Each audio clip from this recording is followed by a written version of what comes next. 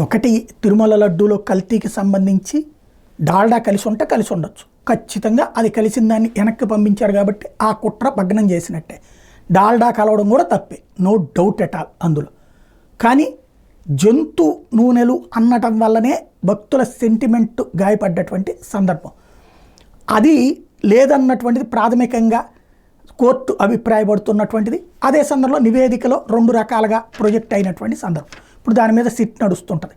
అయితే దీన్ని బేస్ చేసుకుని పవన్ కళ్యాణ్ మాట్లాడినటువంటి మాట ఏంటి, అయోధ్యకి పంపించిన లడ్డూల్లో కల్తీ కలిపారని ఎవరు ధృవీకరించారు?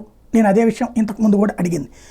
యాక్చువల్గా ఇది ఒక స్టోరీ వచ్చేటప్పటికి దీంట్లో హిందూ పత్రిక జనవరి 10, 2024 నాడున జనవరి 10, 2024 హిందూ పత్రిక కథనం.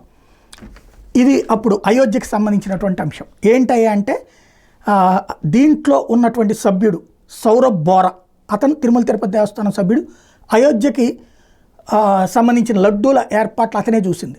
అతను సొంత డబ్బులతో 35 లక్షల రూపాయలు ఖర్చు పెట్టి నెయ్యి ప్రత్యేకంగా తెప్పించి ఆ నెయ్యిని ఇచ్చాడు తిరుమల తిరుపతి దేవస్థానం.